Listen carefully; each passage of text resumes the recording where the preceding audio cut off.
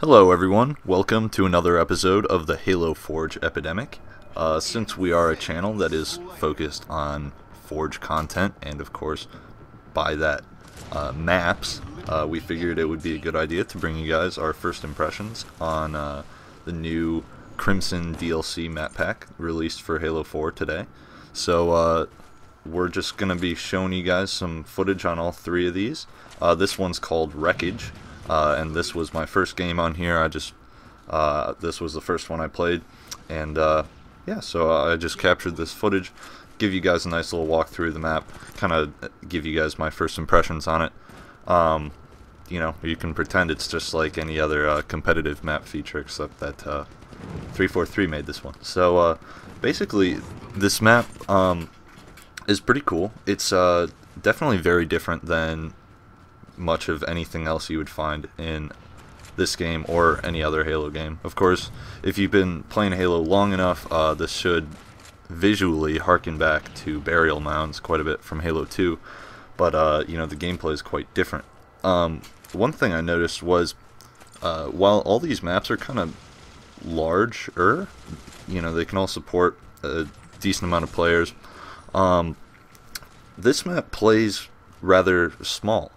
It's you know, it has warthogs and ghosts on it, but you know, there's not like huge open expanses. You know, there's definitely areas you can use the vehicles effectively in. I'll be getting in a ghost in a little bit, but it's not quite as you know, this certainly is not what you would call a big team map.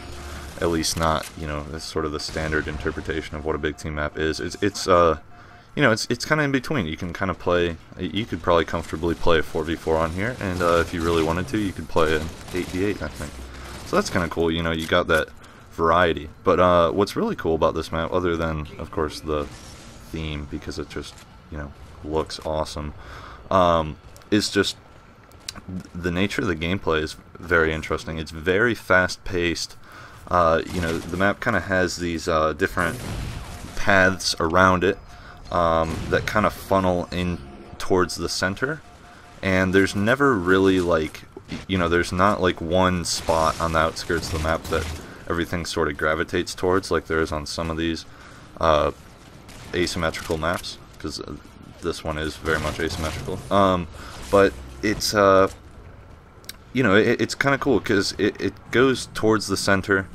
And the center is kind of an interesting little area, but there's so many different ways you can flank around somewhere, you know, get behind your enemies, and, you know, just duck into cover.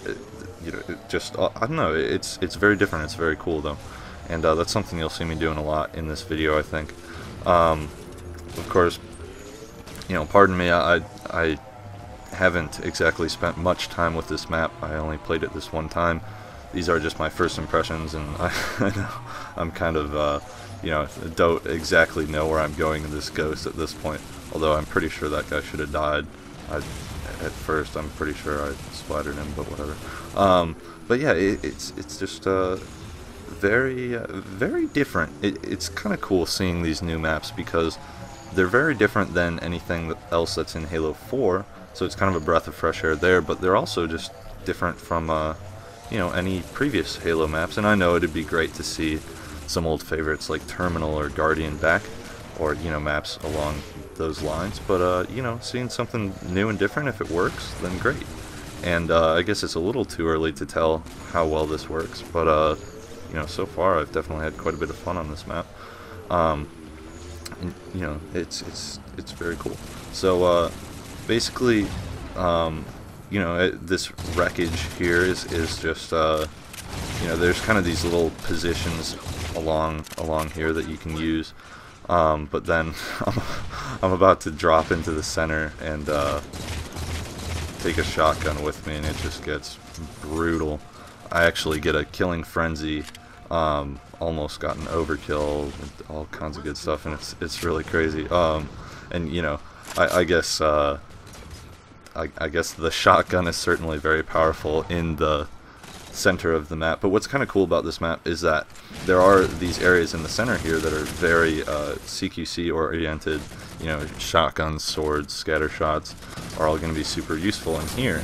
And I miss with the shotgun like 8 times before I actually start killing people with it. But then around the outskirts of the map, you get a lot more like longer lines of sight where you could use, you know, sniper rifles and stuff like that. I don't know exactly what the weapon set on this map is just yet, although in Halo 4 that matters less because of the Infinity Ordnance, which I'm not a huge fan of. But you know, you can use basically, you know, if you want to go in with an assault rifle or, you know, something that be more CQC, you have that ability in here. But if you want to, you know, take a DMR and be more effective at long range, you can certainly do that as well out around the outskirts of the map. And it's just, it's really cool. It's really exciting so far. It's really fun and very different. So, you know, we will be covering the other 2 maps in, you know, very shortly. And those will be pretty cool. Shatter, I haven't actually even played yet, but is cracked up to be pretty cool for Dominion. So Abel, Sir Thomas, and I are going to try to, you know, talk to you guys about Dominion on there. But yeah, that pretty much sums up my game. I'd say 13-2 is a pretty good score for your first game on a map. But anyways, this has been Psychoduck with the Halo Forge Epidemic, and you know, stay tuned for the other walkthroughs of these maps, these new maps, and of course for any other Forging Customs content in the future. And I'll talk to you guys next time. Bye bye.